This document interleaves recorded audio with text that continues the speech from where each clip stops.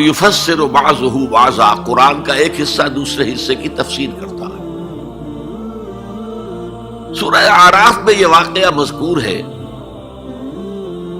کہ جب حضرت موسیٰ علیہ السلام کوہ طور پر گئے تورات لینے کے لیے، تو وہاں انہوں نے اللہ سے ایک خواہش کا، ایک درخواست کا اظہار کیا۔ وہ خاتمہ اور مکالمہ تو اس سے پہلے بھی ہو چکا تھا،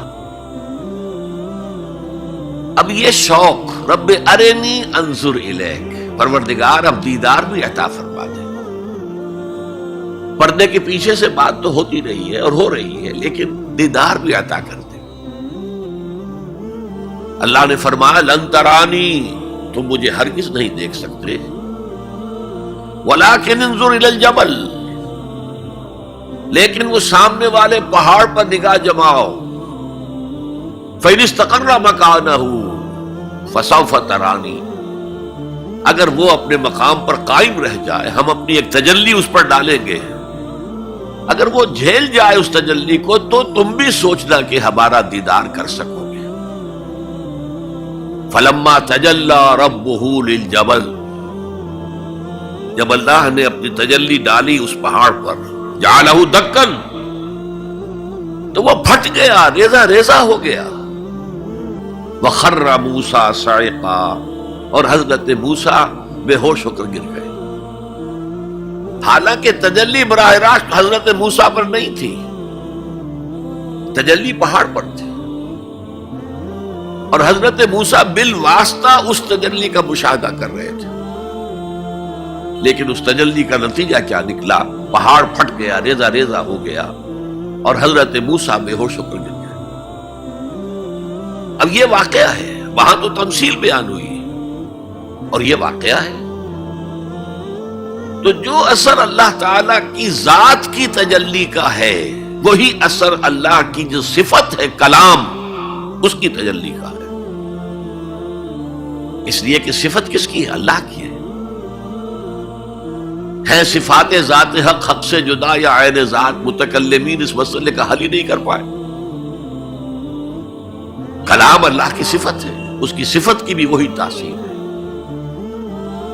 یہ آیت قرآن مجید کی عظمت کو واضح کرتی ہے، جیسے کہ وہ ہے فی نفسہ ہی۔ اب دیکھیے کوئی چیز بہت عظیم ہے، بہت عظیم ہے، بہت عظیم ہے، اگر مجھے اس سے کوئی فائدہ نہیں تو مجھے اس سے کوئی دلچسپی نہیں ہوگی۔ تو اب جو دوسرا مقام میں آپ کو سنا رہا ہوں، یہ سورہ یونس کی 2 آیات ہیں۔ یہ ترتیب میں نوٹ کرا چکا ہوں، 1 آیت، 2 آیتیں، 4 آیتیں، 6 آیتیں، 8 آیتیں۔ فرمایا یا ایھا الناس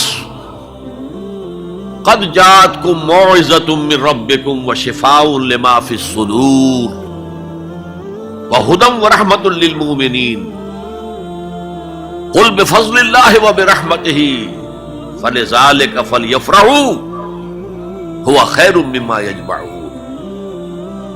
اے لوگو، تمہارے پاس آ گئی ہے نصیحت، موعظت تمہارے رب کی طرف سے۔ وہ صرف موعظت نہیں ہے، سینوں کے اندر جو روگ ہیں، جو امراض ہیں، ان کا علاج بھی ہے، شفا بھی ہے۔ شفاء لما فی الصدور۔ تیسرے درجے میں وہ ہدایت ہے، وہ بتاتی ہے کدھر جاؤ کدھر نہ جاؤ۔ جیسے آپ نے دیکھا ہوگا پہاڑی راستوں پر قدم قدم کے اوپر کوشن ہوتا ہے، یہاں سپیڈ کم کر لو ورنہ تم کسی کھائی میں جا گرو گے۔ تو یہ ہدایت کیا ہے؟ دیکھو ادھر مت جانا، ادھر جاؤ، اگر ادھر جاؤ گے تمہارا سارا معاملہ تل پٹ ہو جائے گا، یہ ہے ہدایت۔ اور جو چیز دنیا میں ہدایت ہے وہ آخرت میں رحمت ہے، ہدی ورحمۃ للمؤمنین۔ اب میں چاہتا ہوں ان 4 الفاظ میں جو ربط ہے اسے سمجھیں۔ دیکھیے اگر کسی ایسی زمین پر بارش برسے جو اوپر سے بہت سخت ہے تو پانی بہہ جائے گا، زمین میں جذب نہیں ہوگا تو کوئی رویدگی پیدا نہیں ہوگی۔ اگر دل سخت ہے تو قرآن مجید ان پر کوئی اثر نہیں کرے. اس کے لیے سب سے پہلے موعظہ کی ضرورت ہے، واعظ کی ضرورت ہے، نصیحت کی ضرورت ہے، تاکہ دل نرم پڑ جائے.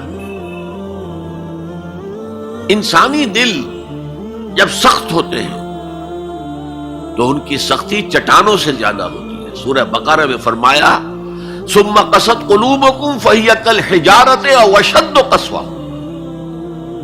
یہودیوں سے خطاب ہے. ثم قست قلوبکم من بعد ذلک فہی کالحجارۃ او اشد قسوہ. اے بنی اسرائیل، تمہارے اس طرز عمل کے نتیجے میں تمہارے دل سخت ہو گئے اور اب وہ پتھروں سے زیادہ سخت ہے. لہذا سب سے پہلے ضرورت کیا ہے؟ دل کی زمین کو نرم کیا جائے، اس میں ہل چلایا جائے. یہ کام ہے موعظہ کا، واعظ کا، نصیحت کا. ہمارے معاشرے میں کسی زمانے میں واعظ کا بڑا رواج تھا. آج کل یہ چیز ختم ہو گئی ہے، بلکہ واعظ کو گھٹیا بات سمجھا جاتا ہے. بھائی کوئی عقلی بات کرو، کوئی علمی بات کرو، تم تو واعظ کہہ رہے ہو. گویا کہ واعظ گھٹیا چیز ہے. نہیں، واعظ سے دل میں رقت پیدا ہوتی ہے، نرمی پیدا ہوتی ہے. تو قرآن مجید ہی سب سے بڑا موعظہ ہے. ہم نے بدقسمتی سے کیا کیا، جب واعظ کہے جاتے تھے تب بھی مثنوی مولانا روم سے، ضعیف احادیث سے، واعظ دستاں زنو افسانہ بند. واعظ بڑے اونچے اونچے ہاتھ چلا کر اور افسانہ جو ہے بیان کر رہا ہے، لیکن اس کا حال کیا ہے؟ از خطیب و دیلمی گفتار اوست، بعض ضعیف و شاذ و مرسل کار اوست.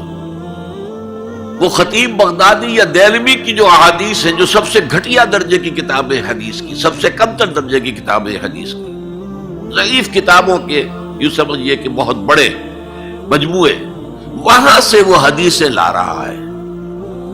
الضعیف و شاذ و مرسل کار ہو، ضعیف حدیث، شاذ حدیث، مرسل حدیث سے وہ بیان کر رہا ہے. قرآن سے اس کا کوئی تعلق.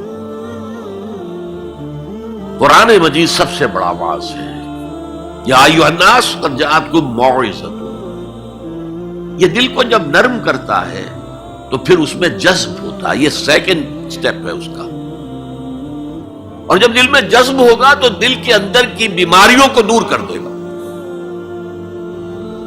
دل کے اندر کی بیماریاں کون سی ہیں؟ تھرومبوسس نہیں، انجائنا نہیں، وہ اور ہے. وہ دل کی بیماریاں جن کے لیے قرآن شفا ہے، وہ ہے تکبر، حسد، حب مال، حب دنیا، حب جاہ، حب شہرت. یہ ہیں وہ چیزیں کہ جو اصل ہیں، جو دل کے امراض ہیں. ان سب کو جڑ سے نکال کر پھینک دے گا قرآن حکیم. یا ایھا الناس قد جاءتکم موعظۃ من ربکم وشفاء لما فی الصدور. وہ ہدی اور وہ ہدایت ہے. انفرادی زندگی کے لیے بھی ہدایت ہے، اجتماعی زندگی کے لیے بھی ہدایت ہے.